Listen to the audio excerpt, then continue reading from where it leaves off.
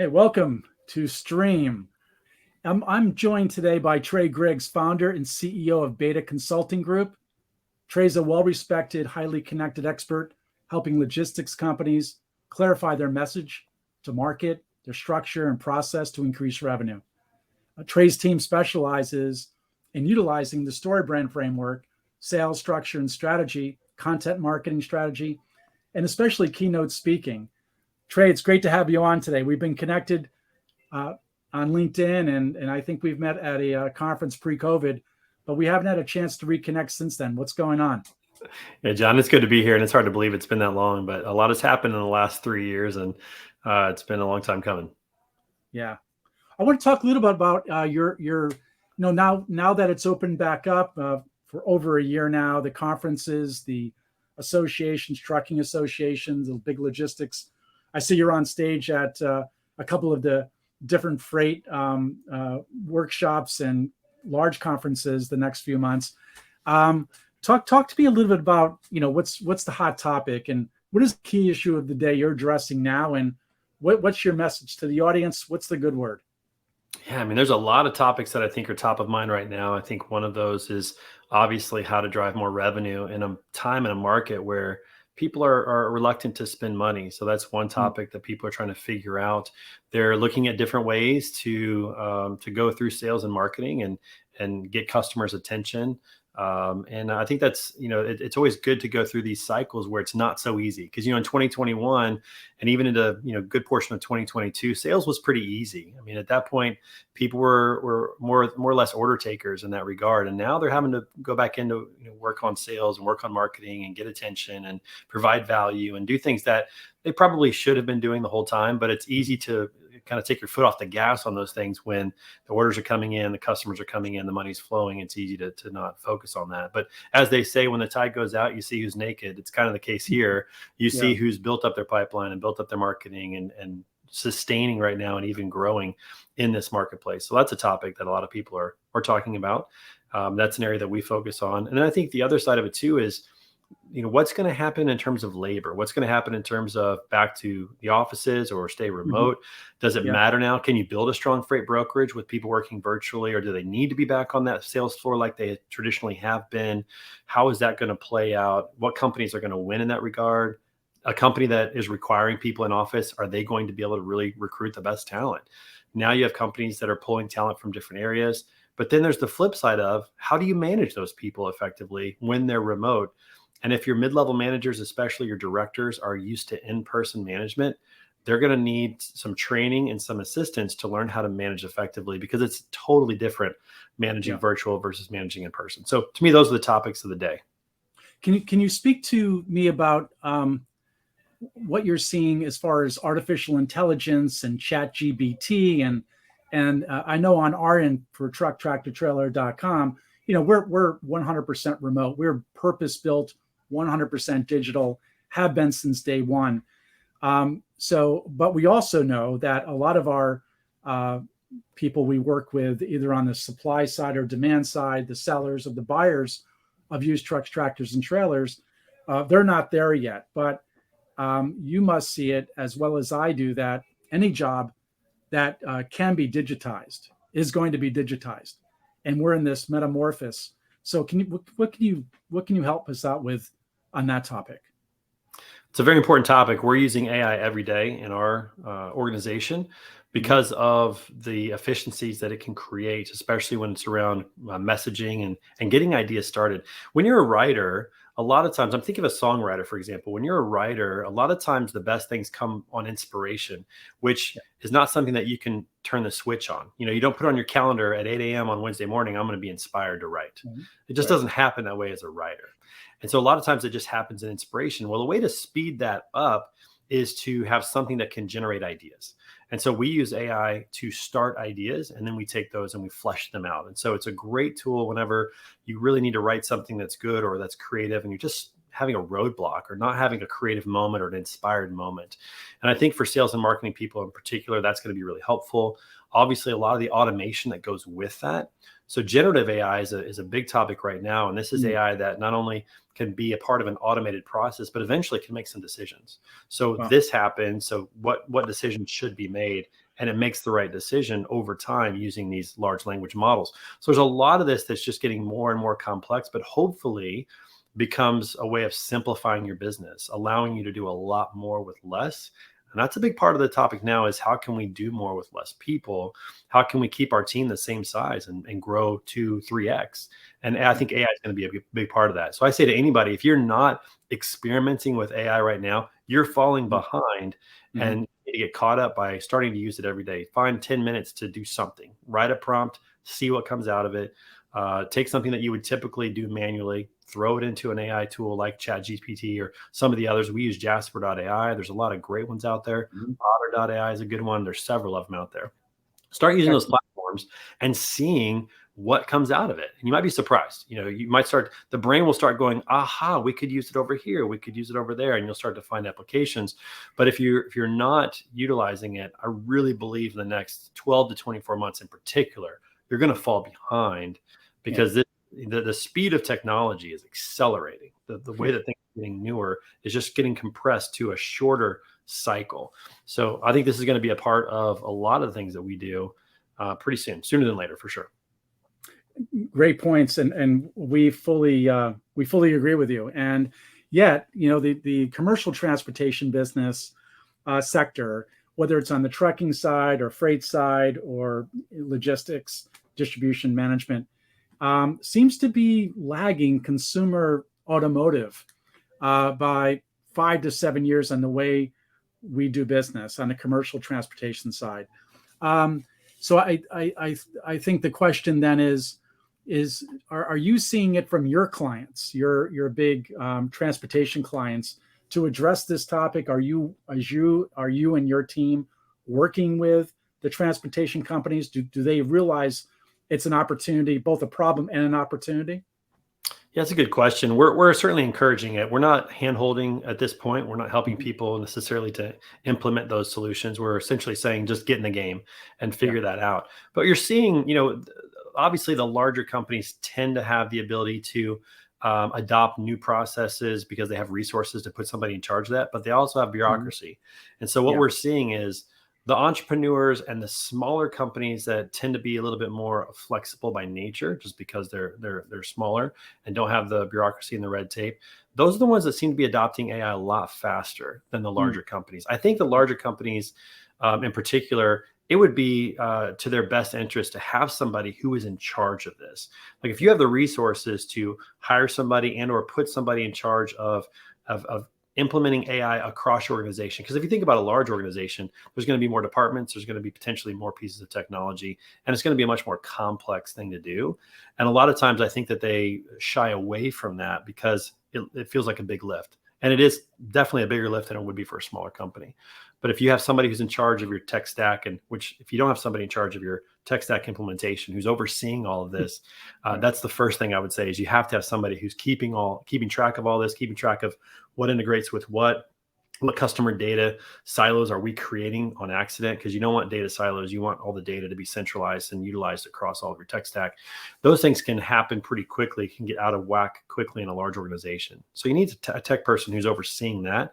That's the person that, in my opinion, should be looking at AI and how can we integrate this in the different aspects of our business, whether it's in finance or maybe like in dispatching or whatever it might be, whatever different divisions people have. How can AI implement a better process, a more efficient process along the way? Somebody needs to take ownership of that.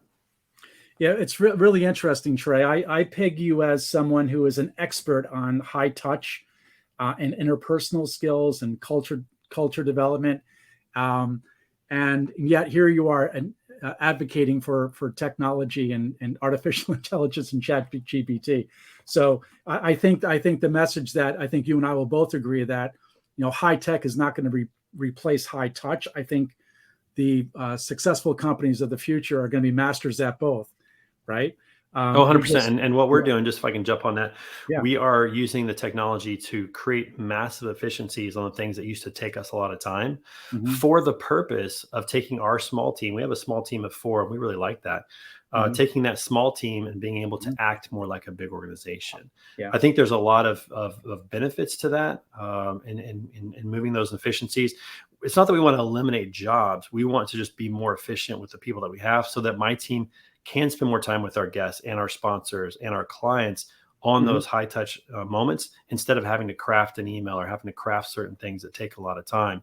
We'd rather create more efficiency so that they can have the high touch and that we can stay a team. When you add a lot of people, it just makes it more difficult to maintain culture and to keep track of everything. So we're using it in that way. Well, that's great to hear. And I think you and I both agree on small is it's more qualitative than quantitative at this point. And let's segue into being an entrepreneur, life as an entrepreneur. You and I didn't start off as entrepreneurs. We started off, your early career in education and then eventually got into logistics. Most of my career was spent in corporate America. And I didn't become an entrepreneur until later in life. But what is it that, I follow you on LinkedIn, you're well connected and I would say you communicate beautifully to the market in advocating entrepreneurship and just following your dreams. And I see your title as Chief Encouragement Officer. All that's inspiring to not just my team and myself, but I think the industry and others. What is it that you love doing and do great? What is it that you think you do better than most people that gets you out of bed in the morning? That's a great question. I mean, I think there's a couple of things that I feel like are in my wheelhouse. And one thing I've learned as an entrepreneur is it's really important to figure out how to keep yourself in that spot as much as possible and how to get other people in their spots, their sweet spots as much as possible. I think that's probably the most important job of an entrepreneur, especially if they want to build a business, is getting the right people and getting them in the right seats on the bus. It's a good to great conversation from Jim Collins' book. It's the bus analogy. Get the right people on the bus, get the wrong people off the bus. And then once you've done that, you got to make sure people are in the right seat on the bus. And so that's what I'm trying to do as much as possible. And those areas for me that I believe I do really well are, first of all, around communicating, speaking, teaching. I love teaching. I think I'm a really solid teacher, especially on topics I know. But even on ones maybe that are not so great, I love trying to at least communicate and share knowledge for the betterment of other people. I'm very good at using analogies when I teach to help people understand. When I taught high school physics, I could say it one way and half the class would get it, but half the class would look at me strange. I'd have to find a new analogy to communicate to those other 50% of the students in my classroom and make sure they understood it. Sometimes it took 3 or 4 analogies to do that. So I felt like I did that really well. So speaking and communicating. I love emceeing events. I love keeping an event on track and engaging the audience and keeping the energy up and introducing speakers. That's really a joy that I have. I love speaking at events because it's another way to teach and share knowledge. So those are some of the things that I do really well. And then on top of that, I think I network really well. I love connecting people, and not just for the purpose of having a lot of connections or friends, but I get a real kick out of connecting the right people. So if I know that you have a problem and I know that this person over here has the solution that might work, man, I want to connect you guys. It's a joy to do that. And so that's a huge part of what I do as well, is I try to network as much as possible in order to make these connections that are meaningful for people to help them solve problems. Even if I'm not even a part of the equation, there's a massive joy in that. So just to simplify, it's around speaking, communicating, networking. I think those are the things I do really well. Excellent. No, I concur and I applaud your success and thanks for being such a great networker. I think you and I on LinkedIn have over 1,000 mutual connections, and most of them are centered around, really focused in the transportation sector. There's like 10 madmen on LinkedIn every single day, just promoting themselves, their work, their concepts, their firm, their company, and it's a place that it's become a terrific resource for me and my team. And we should be paying more to LinkedIn for all the value that they give us. So I love your title, Chief Encouragement Officer. There's a quote I love. It's and I think I've said it a couple of times, that the pessimist may sound smarter, but it's the optimists that create the future. And I look at you as one of the optimists that definitely keeps it going, even during COVID. You're taking coming out, leading, finding the positives and things. And tell me, where does that come from? What what helps you get through the dark days? Man, it's a great question. I mean, we all have dark days, but I still don't feel like they're that dark. I mean, I've got Aaron. I always like, one of my favorite quotes is from the movie Titanic, where Leonardo DiCaprio is talking about his life. And he goes, I have air in my lungs. I've got a blank piece of paper. He goes, what else do I need? And I've always enjoyed living pretty simply and appreciating just some of the basic things that we have in life. I think that helps a lot. But I've also had some people who've really been great encouragers for me. And when I think about like my love language, if you're familiar with the 5 love languages, my love language is words of encouragement. When somebody speaks words of encouragement to me, that means a lot. And I think that whatever our love language is, however we receive love is often how we give it. And so I tend to be an encourager by nature in terms of how I try to do that. I tend to be a coach trying to help people have a better life. And the main reason why I changed my title from, chief executive officer, first of all, I'm not really an executive. Let's just be honest. Administration is not my strength. So it's not really a fitting title. But the reason why I changed that is because I really believe that my job is to help everybody on my team build their dreams today. When I was working for other companies and for other people, I always felt, they didn't say it necessarily, but I always felt like I was just there to help them build their dream, that they were going to cash out on this someday. They were going to live the good life someday. And I was just there to do a job and to help them out. And in a certain sense, that's true. But when I started my own company, and this is one of the great things about starting your own thing, is you can write the rules however you want. And one of the rules that I wrote was that I want to make sure everybody on my team knows that they're not here to build my dream, right? I'm here to help them build their dream today. And that dream may be, I've got one person on my team that wants to own a farm in Eastern Oregon. Okay. How do we make that happen? How do we do that? Right. Yeah. Other people on my team have other dreams that I want to help them achieve those now. I don't want them to have to wait, because I remember how that felt. That just didn't feel good. And I'm convinced that if I help these people find their dream, build their dream, that mine's going to get built, that I'm going to be taken care of. And so I just trust that. And that's a big part of our focus of what we're trying to do, is to make sure that our team members feel really satisfied and fulfilled, and that their dream is front and center, not mine. And I think that's really important. So that's why I changed that. That helps certainly during the dark days. The more that you focus on serving other people, the less you think about yourself and what's maybe a struggle or what's a challenge right now.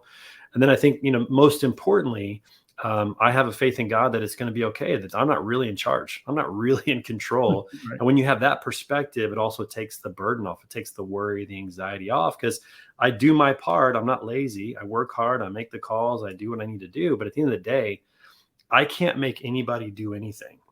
If I think about it from a sales perspective, I can't make any prospect sign the agreement. I can't do it.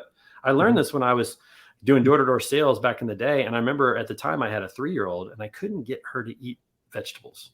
Like, I could shove the vegetables in her mouth, but I could not make her actually eat them. She had to do it. And I thought to myself, if I can't make a 3-year-old eat vegetables, I'm really not in control like I think I am. There's other factors at play here. And so again, when you realize that, it just takes the burden off. My job is just to, trust the process, do the work, let the results take care of themselves. When you're not focused on results, it's much easier to not, to not worry, not have anxiety. The dark days just aren't as dark. So I guess that helps out a lot too.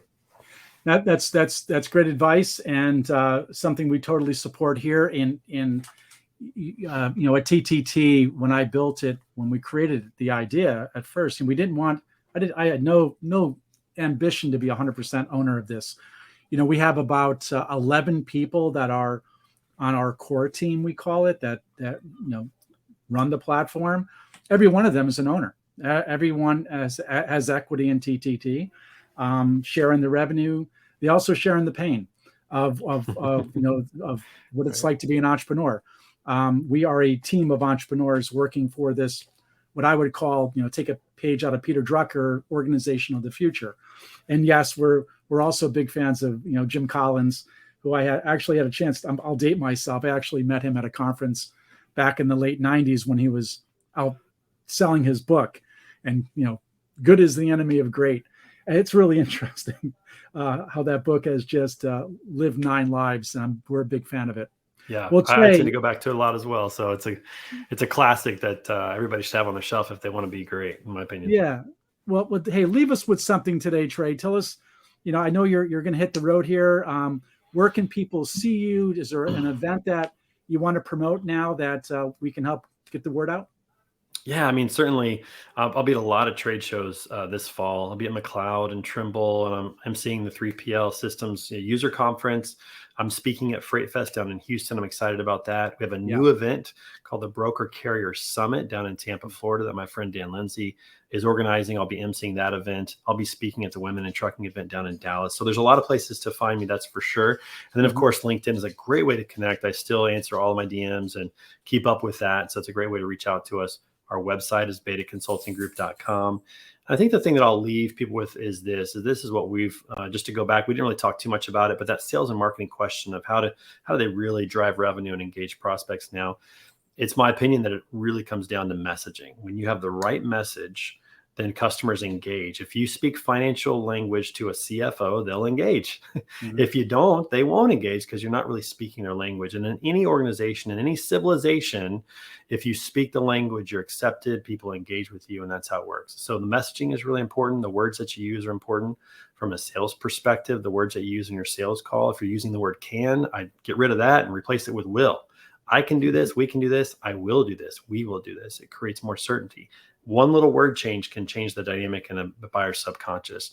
And so messaging is where it all starts from a sales and marketing perspective. And that's why we're helping people with their foundational messaging, creating customer testimonial videos, get the messaging right. And it simplifies a lot of it from there forward. So that's my final message to everybody today. Oh, fantastic. Trey, thank you so much for being on, and look forward to catching up at one of these shows. John, likewise. I know it'll be, we'll have to make it less than 4 years between visits. So I look forward to seeing you out on the road. And again, thank you for letting me be on the show today. Appreciate it. All right. Take care. Bye, Trey.